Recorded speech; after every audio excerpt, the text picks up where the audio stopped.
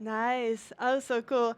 And who of you here worked or started being interested in web development after 2012? Nice, vast majority. Cool. And last question, because I'm interested to know before I tell you anything. How many of you would say that we actually did take a wrong turn somewhere along the way?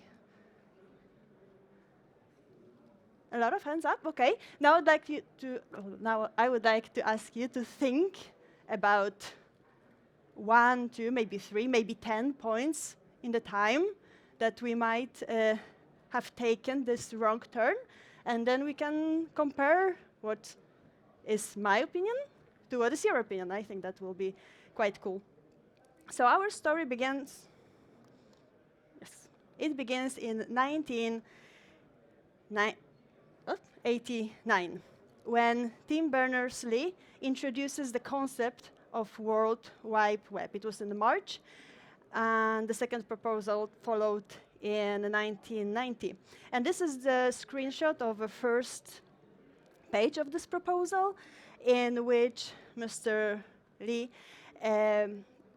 describes a hypertext project called World Wide Web, in which web of hypertext documents could be viewed by any browser.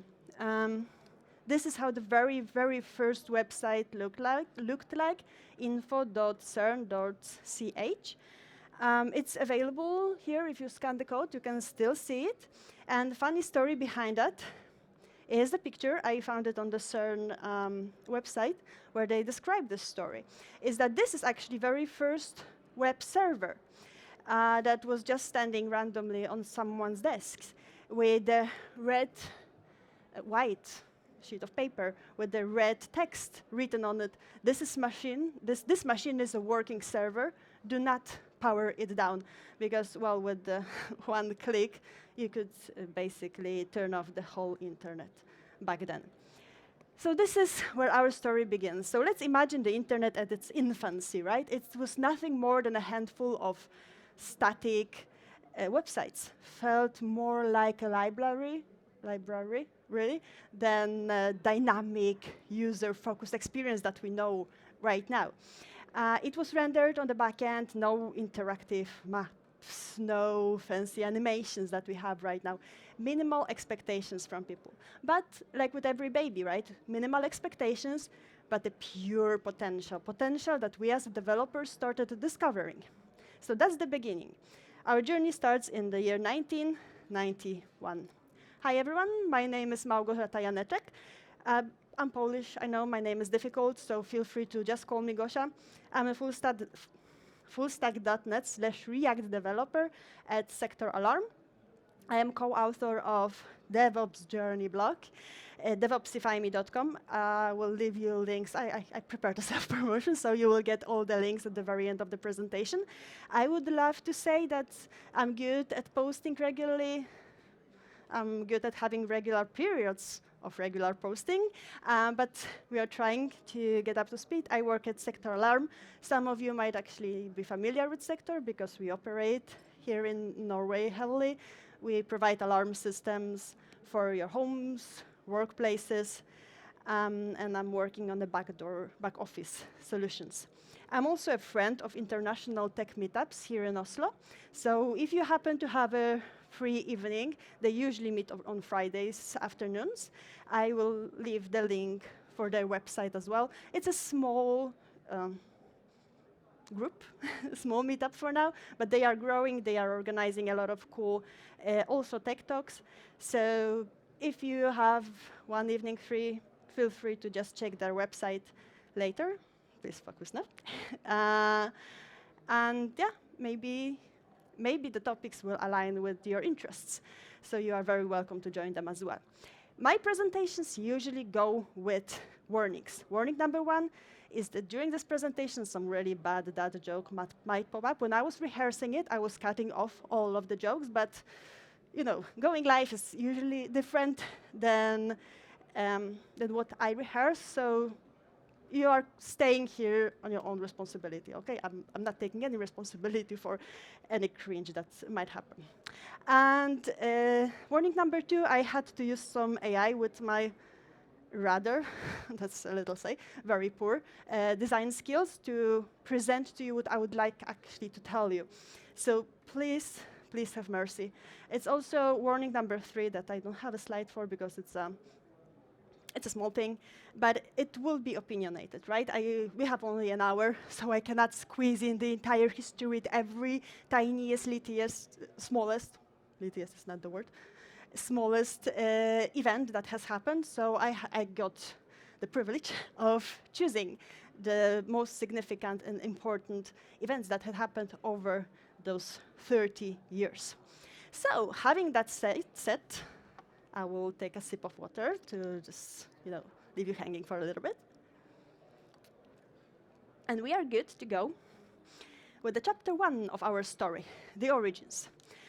Started in 1991. So we have our baby, right?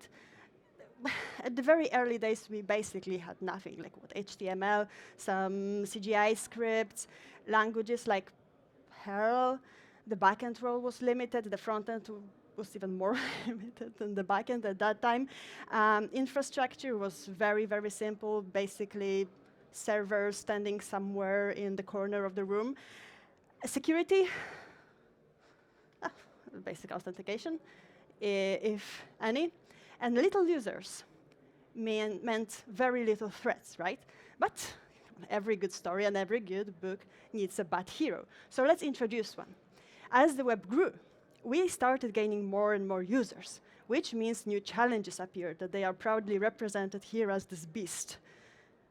Yes, it's an AI-generated beast, but okay. Developers needed to fight the internet, the baby internet needed to fight growing growth, security, and dynamics. Everything had to be done with very limited resources. So it wouldn't be a history class or talk without a good timeline. I am terrible with dates. I tried to organize it for you as much as possible. You might have a feeling that this is disorganized, but in this craziness, there is a thought. At least I hope so, really. So let's mark our very first date. It's 1991, when our star, the internet, was born. The first application was launched internally at CERN. Initially started as sharing documents between different research and scientific institutions to ease the communication, because, well, I guess the post doesn't work really great all over the world. Next thing we will have will be the markers of the dates, where we will try to figure out where the most important events go to. And this will be the marker for the next level, the upgrade in the kids' world. There is a growth sprout or the next evolution step, if you will. So we learn best by practice. So I would like to show you more or less how it's going to work. So let's mark the first event, which is 1994, the PHP. Why I find it important? Because PHP was actually first, or one of the first, but first backend framework dedicated for web development that remained until today. That's why I believe it's very important. So touching on the backend, proudly represented here by PHP, what were the possibilities for development? Not many, to be honest, because everything had to be manually implemented. Databases, connections, authentications, everything that we now handle by libraries or built-in framework features, they had to be handled manually. Scalability, well, remember the single server in the corner of the room, right? So the only possibility to get more scale, to scale out our application, was to add more power to this one per server standing in the corner of the room, meaning more CPU, more memory. So you had to buy more hardware, right? And you had your space was also limited. So that was difficult. Security gaps, obviously no one thought, or maybe very few people thought about any security risks that might arise at that time. So naive little baby, right?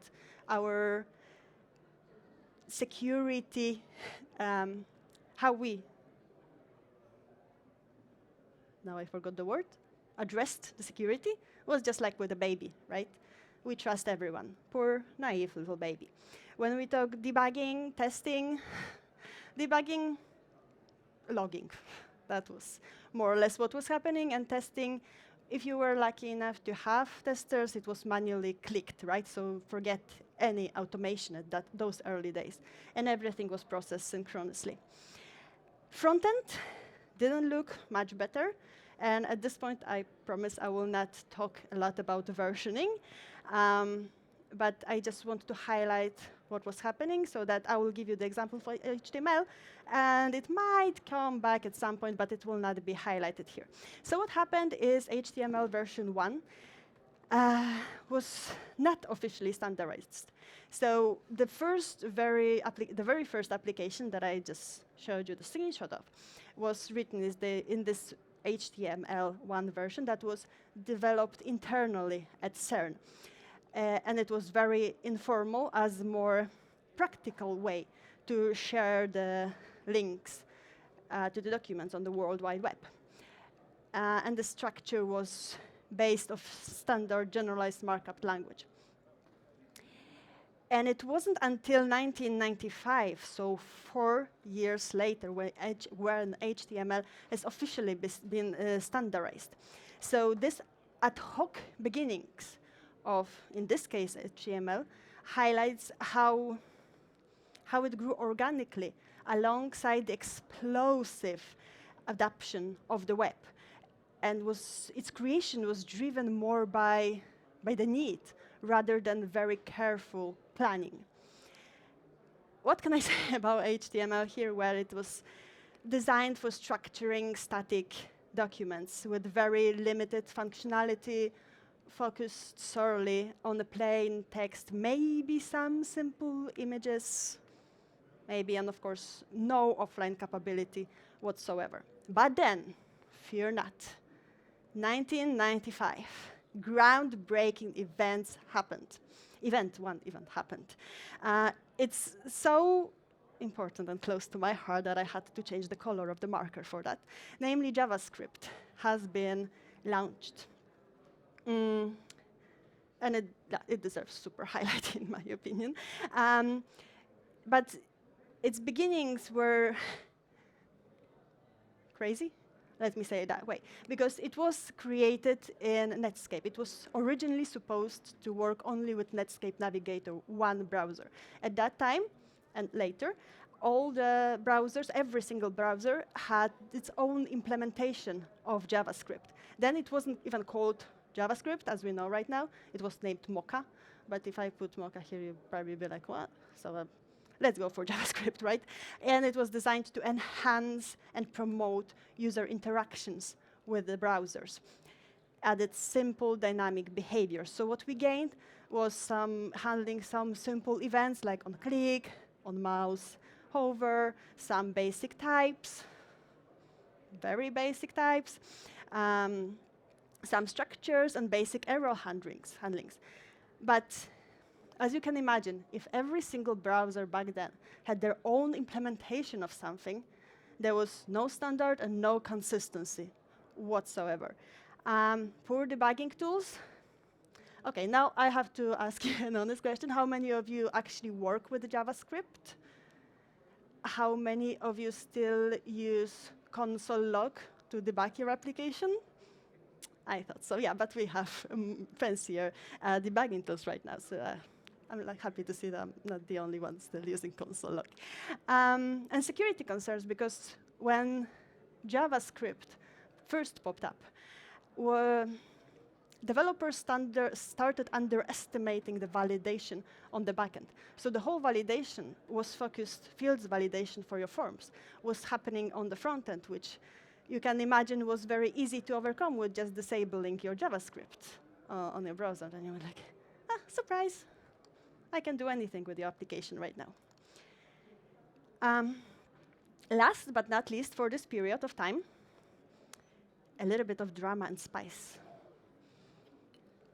because who doesn't like the good old drama, right? In 1993, Mosaic browser. It was the first graphical web browser.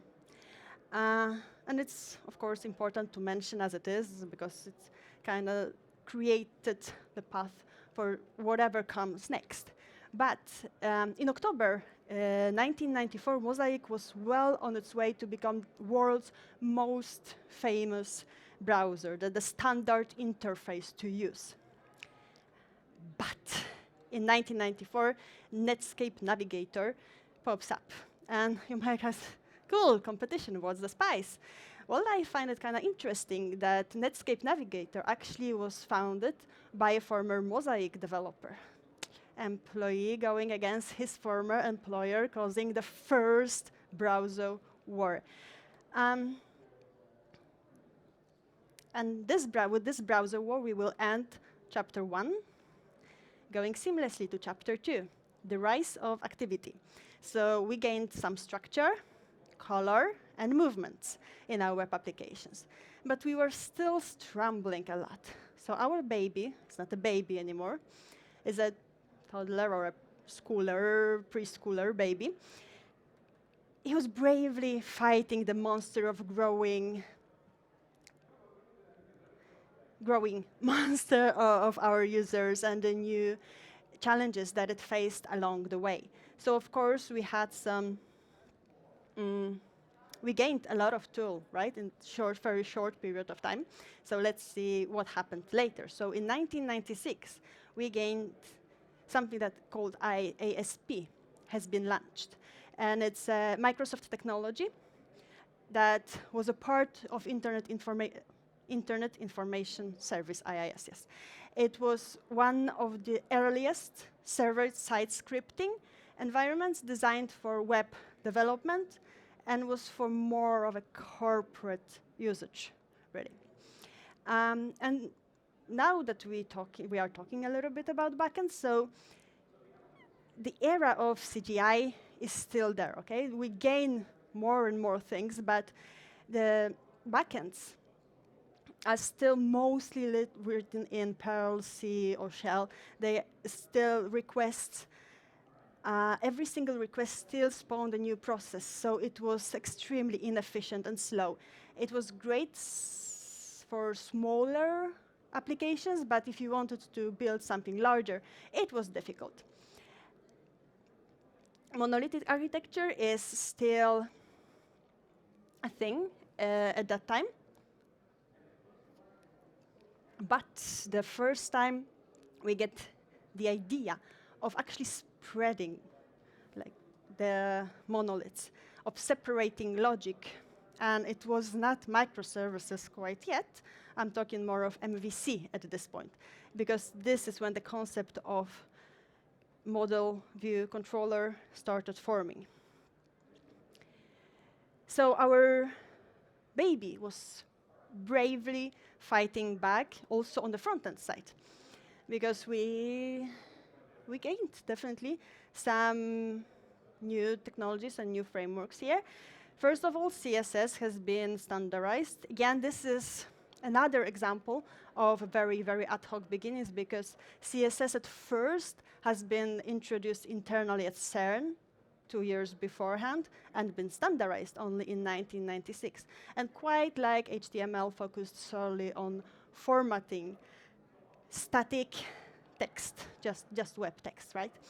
It applied styles globally, leading to cumbersome spaghetti code for larger projects. There was one more event that I find very interesting and important to mention, naming in 1999, something like XML HTTP request has been, the first version of this has been released. Why is this important? Because it laid the groundwork. It was the beginning, laid the roots for the Ajax. What was it? It was basically a JavaScript object that allowed the browser to send and receive messages communicate with the backend without the need to reload the whole page. Something that we all know right now very, very well. It was early used in the Outlook web access, so the Microsoft webmail. And it was used there for updating only the parts of their websites. So the growing beast was there, but it was not passive, definitely was not passive anymore, right? It started fighting us back with whatever it found. Like, we saw the first SQL injection and cross-site scripting. So the attack was there, and I think it's important to mention that 1998 and 1999 were the years where we started exploring those malicious script injections, when we started exploring all possible threats that can come from the hackers. And talking about this early ages of web development, we cannot skip the importance, in my opinion, of browsers, right? So Internet Explorer. Originally, it was created in 1995, but it was bundled with Windows 95 Plus Pack, initially very slow and well behind Netscape. But Microsoft had a very massive advantage over over Netscape, because it had control over Windows. So 1997 marks as a turning point, because Internet Explorer 4 was tightly bundled with tightly integrated into Windows OS, and was given together with the operating systems for free. So it was very, very aggressive push and very aggressive move, because with every PC, you got a Windows and Internet Explorer installed. Companies started preferring Internet Explorer due to cost and integration, and that started Second World War. Sorry, not World War. Second browser war. But by 2001, Internet Explorer, in 2001, 2002, it would own 95% of all market shares. And Netscape would become a shadow of itself very, very soon. So the end of chapter 2 is actually, with those innovations, we gained new functionalities and new possibilities, but they also introduced a lot of complexity to our daily lives as a developer, right? Backend logic grew. Front-end development required handling asynchronous integrations, and scaling infrastructure introduced new management and security requirements. That brings us to the chapter 3. Starting around year 2000, let's say, we now have a schoolboy. Creative, powerful, but sometimes a little bit of a mess. We see the rise of social media, dynamic apps, and I dare saying some wild experimentations every now and then. He's a thinker, he's a researcher, he's overall a good student, I would say, but sometimes he sneaks peeks some ideas from his colleagues and friends from other industries. Yes, I'm looking at you, kisses and other scrums. So let's take a look into this period of time. What has happened here? As a .NET developer, in my heart, I cannot not mention that in 2002, .NET was released. And that's all I have to say about it. Because there was something, in my opinion, more significant. What can be more significant than .NET, right? But in early 2000, we start seeing the first signs, first papers about microservices. So we started introducing the idea of actually breaking the monolith into smaller pieces.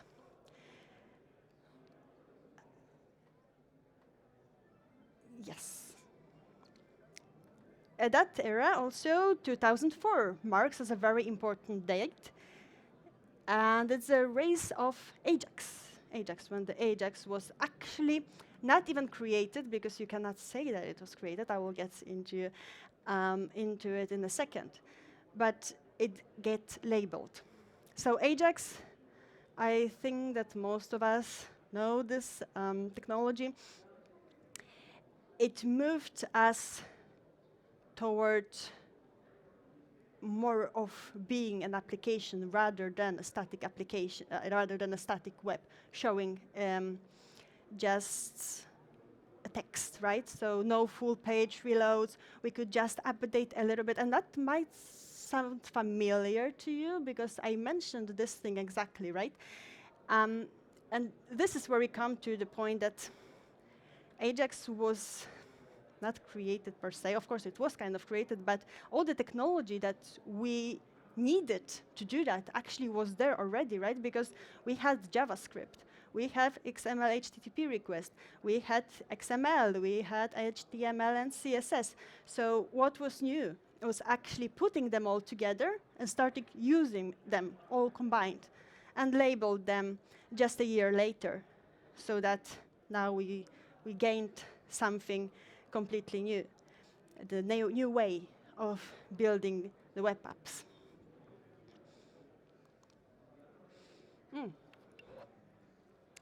jQuery in year 2006. Who doesn't love a jQuery? Seriously, do you like it? Did you work with jQuery? Who likes a jQuery? I will be like a very shy hand here as well, because I have a very big sentiment to this. So it themed the Wild West of browsers. So in 2000s, every browser behaved differently, especially Internet Explorer. jQuery provided a consistent API that addressed those differences. So we could finally write the code that worked, better or worse, but worked on I behaved the same, maybe that's the safer thing to say, amongst all of the browsers, right? It made JavaScript accessible and fun, especially if you ever tried modifying DOM with pure JavaScript, you know that this is a cumbersome, rather neck-breaking experience. With jQuery, we could write less code and achieve more or less the same. So it was everywhere starting 2006 to 2015, more or less.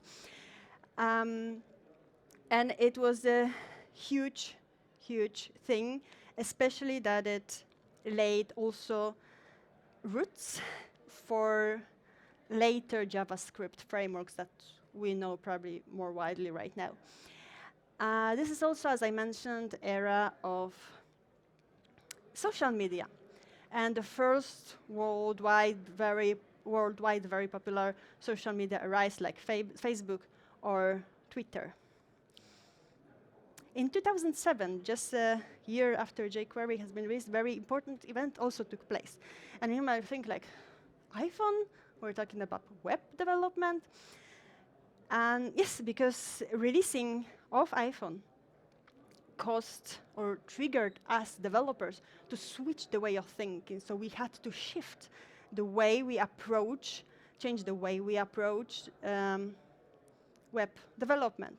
Because up until this 2007, you had some browsers on your phones, but well, you were lucky if like the webs were basically stripped down text, right? So on the desktop, you've gotten much better user experience than you did on your phone. And with 2007, Apple introduces a full working browser on the mobile phone, Safari, right? So we saw that actually building web apps for mobiles should be possible. So we started caring about how our applications look like on the smaller screens, if our buttons are big enough for someone to use a finger to click it. So yeah, this caused the shift in the way of thinking and approaching the design of web applications. In 2008, 2 events took place. I will talk about them together. Google Chrome, it introduced a V8 super high performance JavaScript engine to compile JavaScript code, leaving all the competition, Internet Explorer, were behind. It was way better than what other browsers could offer at that time. Also, JavaScript, touching on that, escaped the browser because Node.js has been released in the year 2008. So we could build a whole web application using just one programming language. And that was big. It definitely lowered the entry barrier to web development world. And another two events that I will handle together is 2006 and 2007. In 2006, AWS, Amazon Web Services, like launches, and developers can now rent the visual. What am I saying? I'm sorry, it's late. I need another coffee. Virtual machines and storages on demand. Right, so it was another huge shift. We didn't have to wait for hardware deliveries. We didn't have to look for a room for those hardware that we ordered and that we are now waiting for, and overbuying capacity. Also, Heroku launched for Ruby in 2007. And why is it important? Because it was, I think, first true platform as a service. I would say what it did actually up until this 2007 and probably a little bit of after that time as well, developers pointed the deployment as the most complex part of the whole development. Why is that so? Because they had to take care of configuration of the Linux, setting up the databases, installing libraries, configuring firewalls, dealing with Apache and everything. And what Heroku did was actually something that we know right now. You write just git push Heroku main, and your Ruby on Rails app was online. Yeah, so cloud infrastructure started planting its roots, but it's a transition, right? It takes time. So it wasn't like, oh, now we're everywhere. No. It was a slower process. It was also the time of the pushing against Internet Explorer, because as I told you, by 2002, Internet Explorer owned 95% of all the shares on the market. But Microsoft stopped innovating it together with Internet Explorer 6 in 2001, sorry. So from that time, Internet Explorer remained stagnant for years. OK, I still have time to just tell you about .com crash, because I think it's also important. The browser was screwed up, sorry. Yes, around 2000, the years 2000s, the web stopped being just a digital brochure, right? It started becoming a real business. So investors, and especially VCs that specialize in high-risk investments, poured billions into any company that had .com in the name. So the companies went public with no revenue and sky-high valuations. It was chaotic and overhyped, but it really hit. The bubble just broke, and the market imploded around the year 2000. So a lot of startups just shut down overnight, really, at that time. But the infrastructure, ideas, and tools stayed with us. That leads up to chapter 4, our baby internet. It's not a baby anymore. It's not a kid at school anymore. And at this point, when I was actually preparing this presentation, I realized that internet is a millennial. And like all millennials do, we probably skip some eras or stages of our life, like midlife crisis, maybe, and we go directly to our grandpa/grandma gardening era. He's a thinker, a visionary, but everything is far, far from ending. He's capable and ambitious, but burned by complexity, consumerism, and control, just searching for the meaning. And this is when we actually enter really, really fun things. Because I will take you with me through the story of what I was trying to do, and then I will show you how I ended up doing this. So let's start with the front end here. In 2011, the idea of single-page applications arose. Quite important here, but let's see what happens after that. In 2012, we get AngularJS. In 2013, yes, we gained React.js that tried to fix whatever they think Angular broke, right? In 2014, so just 1 year later, Vue was released, trying to fix whatever they think React broke. Then Angular 2 popped up, trying to fix the AngularJS. Then we get React Fiber and React Hooks filling the gaps of the React. And this is exactly the point when I gave up trying to follow up on all those things and trying to figure out what is the most important. So let's just say that this is the JavaScript Tour de framework that was established in 2010 and unfortunately lasts until today. So we get a new framework every lap, or you can call it, I don't know, 6 months framework cycle, whatever you prefer. My personal hero here is, okay, there are 2 technologies, frameworks that combined create a new industry standard, and it's a Tailwind. And okay, Tailwind has been around since 2017. That's I can understand. But there is also ShadCN, UI library, that started around 2030. And many point to this combination as an industry standard right now. And hold this thought. We will circle back to it very soon. But before we circle back, I would like to take you with me through another journey of how complex and unbearable sometimes front-end developer has become, how high the entry level to a front-end world is right now. So, tabula rasa. We have nothing, just a computer. So what you have to know in order to start thinking of front-end developer. Of course, I'm not talking about in-depth understanding, just like the basic concepts that are nice to understand. Framework. All powerful, basically driven by the same architectural idea of components, modular, reusable, cool. Then we have state management, because well, those components have to communicate with each other, right?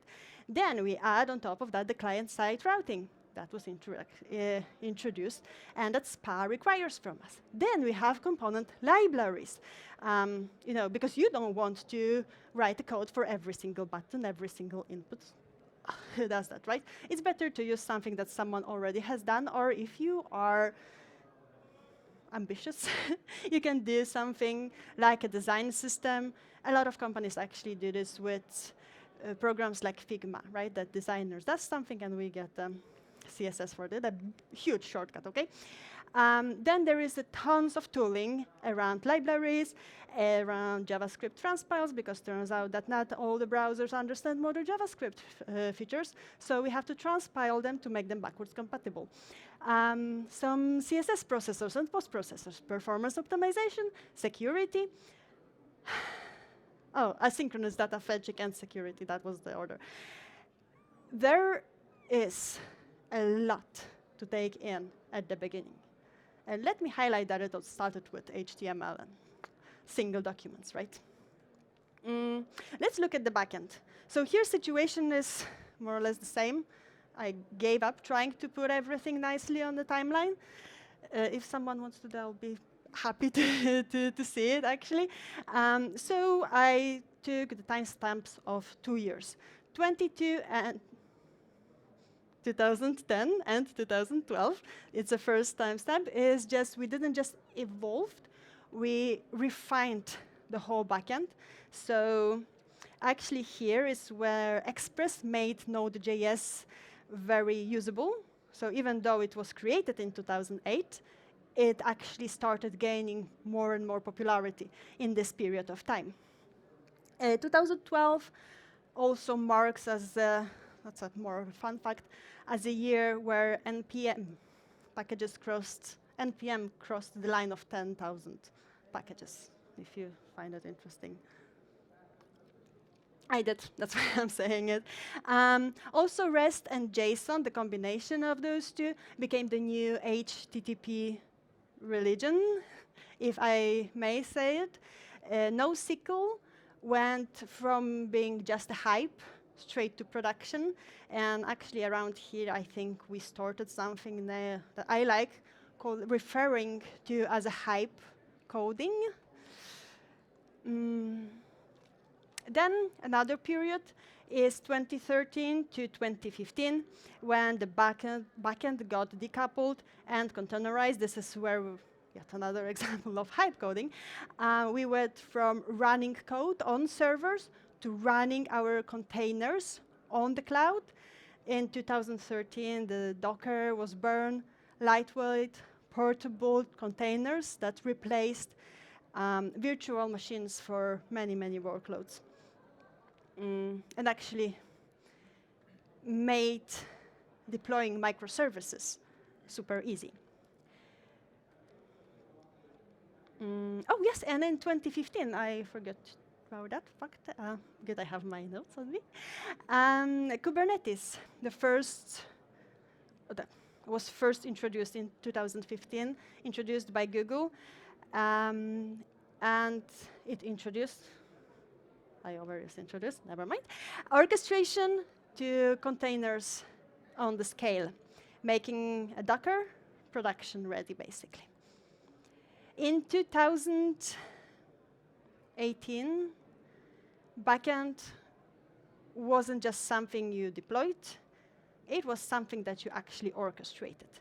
Microservices were real, and if you were running a company without microservices, were you really running a company? Just saying. Kubernetes ruled the cloud, and async and await calls finally made its way to Node.js. So it was a grown-up framework as well. Oh, and GraphQL, right? It was everywhere at that time as well. And with that, we entered 2019, where the backend meets the edge. And a few things actually happened in 2019. One of the most significant things, I think, was that the backend stopped living in Virginia, meaning that AWS grew and they expanded their zones outside of East US, and Virginia, East US being the oldest AWS region, started in 2006 that I showed you here.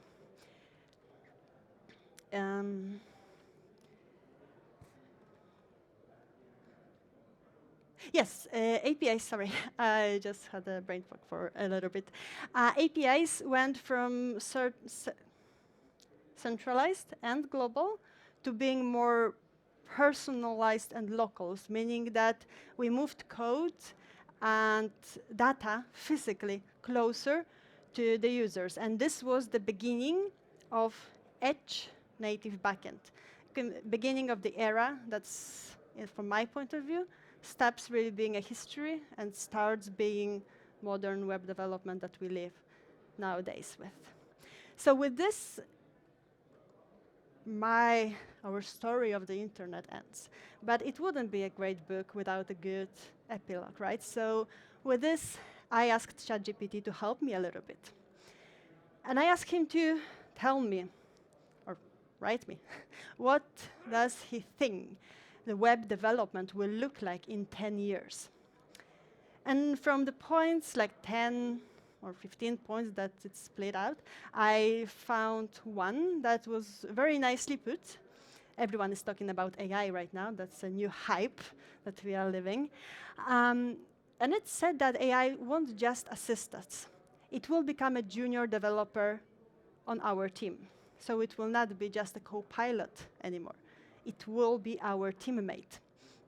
The frameworks we argue about right now, especially on the front end, they will blur into one unified invisible platform, according to ChatGPT. Deploying an app will be an easy and by just describing what you want. And every user will get a version of your app that feels like it was built just for them, because it kind of was, according to ChatGPT. And remember this front-end standard of Tailwind and ChatCN starting in 2023, that are a new industry standard? This is what I found when I was preparing for this presentation, like the historical trend from W3 Techs. As of now, as of today, over 70% of all the websites are still using jQuery. So tell me about the industry standard. So the chapter is 6, the wrong turn that I promised you. So now I can give you a second, take a sip of water so you can remind yourself after those 45 minutes of me just talking to you. What was your thoughts about the wrong turns? And let's see if we will point to the same things. So that's the timeline that we completed in the turn of in the time of those within those 40 minutes. I personally would I have to point. The first turning point would be a front end, and it will be here, JavaScript. Love it or hate it, I think that it's robust and very ad hoc beginnings. It's very rapid development, because JavaScript was originally developed in just 10 days. So it took 10 days to take a whole framework, programming language to production, right? It was different for every browser at that time, and we feel the hiccups of that until today. And yet they still decide to take that language to the backend, because why not? There is also a second turning point. We will now create the timeline, like, you know, have you seen the Loki TV series on Disney Plus? They had like the one timeline that was branching. So kind of that's branching in my head a little bit right now. To JavaScript, to the framework. Yeah, it is a turning point for several different reasons, because single-page applications are everything right now. Even when I think about it, I'm just tired. And even simple pages got slowed because of the complexity that we introduced on that site. And over-engineering took place of the simplicity. When we talk about backend, I think, in my opinion, this is that we can actually detect the turning point very early. And it's a microservices mania, actually. It's when started in early 2000s, right? So by 2015, 17, microservices were everywhere. Whether you need them or you don't need them, you need to have microservices. They promise the flexibility, but in many cases, I'm not saying in all cases, okay? But they added chaos. Orchestrations, latency, and bugs became a nightmare. Okay, bugs were also before microservices, but actually finding the bugs when you have a lot of microservices talking to each other is way much more difficult. So it is a struggle. The infrastructure cost exploded, while most apps, again, there's no mean to fit them all, right? But most apps actually might really need modular monoliths or just monoliths.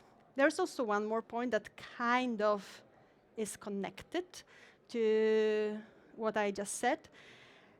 And it's when DevOps became the dev ouch or the dev oops. Meaning that Kubernetes started being a hammer for every single nail that you can find, whether you need it or not, whether you have 1 or 2 services or 500 services, you start using Kubernetes for everything. That is time-consuming to set up. Developers now are part-time cloud architects or cloud developers. Every single problem, even the simplest one, requires writing scripts in Helm, Terraform, Terraform, of course, not everywhere. But that's the case that I at least see most often. So now the question arises, can we fix it somehow? And I was thinking a little bit. And I believe that partially we can, because it means the fixing that will require, again, shifting in the way we think. So maybe instead of asking what's the trend now, we could ask what is the need right now. It's about remembering also that users don't see the fancy technology that we use. They care about usability. They care about how fast it works, how well it behaves for them, how much focused on them it is. Good stack doesn't always mean good products, right? So why do we keep hype coding so much? Maybe instead we could just make simplicity cool again. Just saying, maybe we can prioritize usefulness over novelty. That brings us to the end of my story. Thank you for your time. Before you go, as a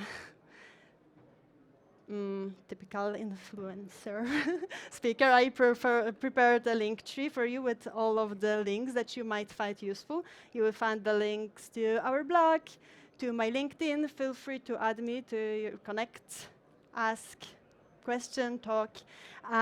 Also the international tech meetups. Why isn't it here? Oh, no, it is here. I just don't see it, sorry.